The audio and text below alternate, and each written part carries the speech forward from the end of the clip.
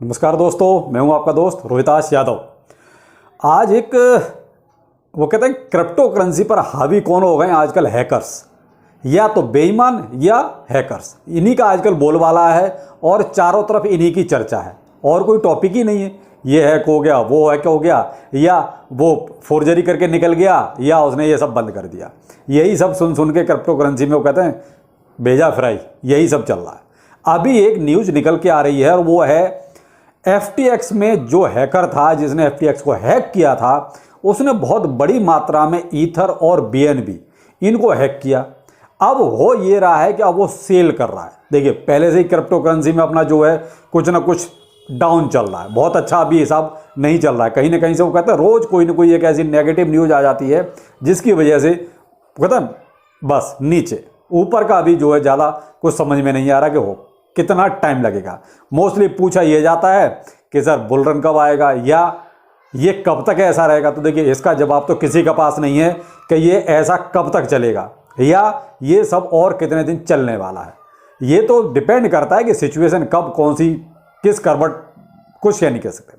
आज जैसे सुबह मैंने आपको बोला कि जो पोलैंड और रसिया का वो एक मिसाइल, अब वो गलती से गिरी या जानबूझ के गिराई गई, वो अलग मैटर है। लेकिन क्या है कि ये कहीं ना कहीं मार्केट पर इम्पैक्ट डालती हैं।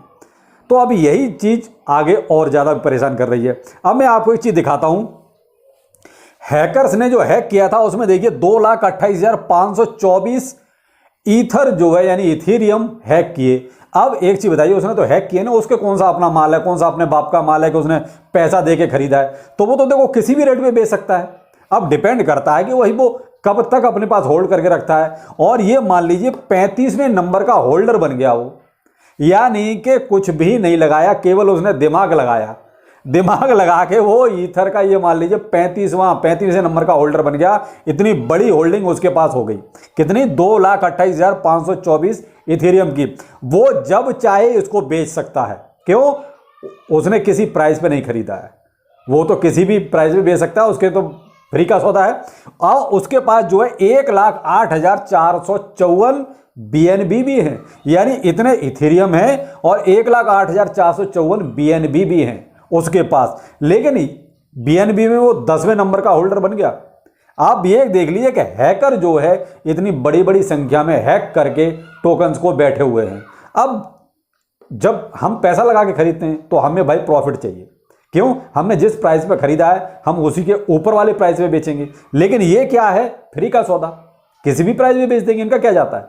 लेकिन यहां थोड़ा सा जो डर वाली बात है वो ये है, अब BNB को इसने बेचना शुरू कर दिया है और BNB उसने जो है 23,037 BNB को उसने सेल भी कर दिया है।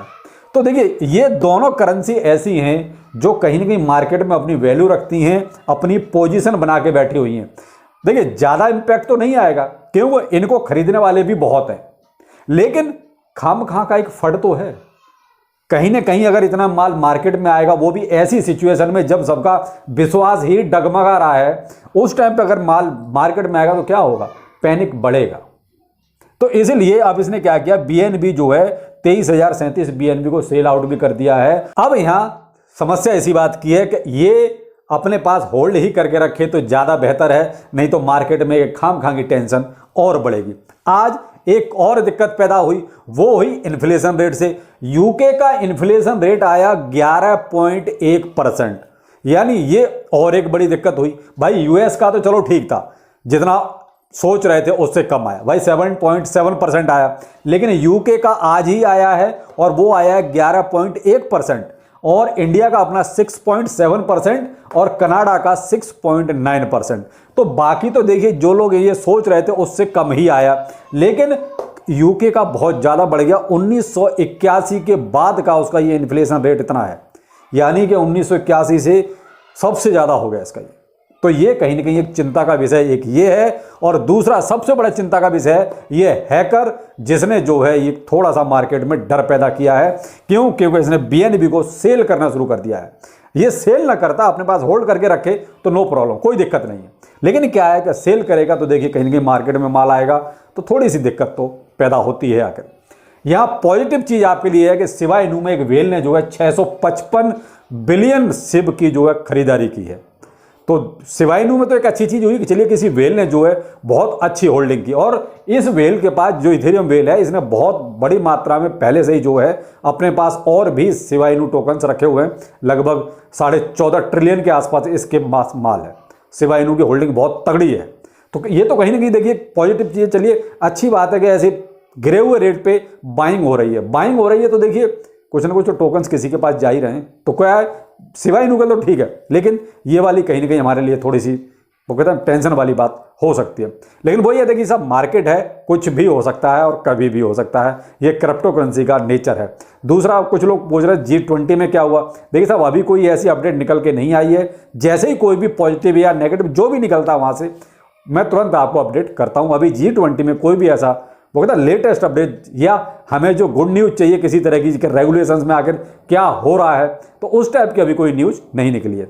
तो जैसे भी कोई न्यूज़ आती है मैं आपको जरूर बताता हूँ। बाकी 7:30 बजे एक और इंपॉर्टेंट वीडियो आपके लिए आ रहा है क्रेजी क्रिप्टो मिंटू चैनल पर। नमस्कार।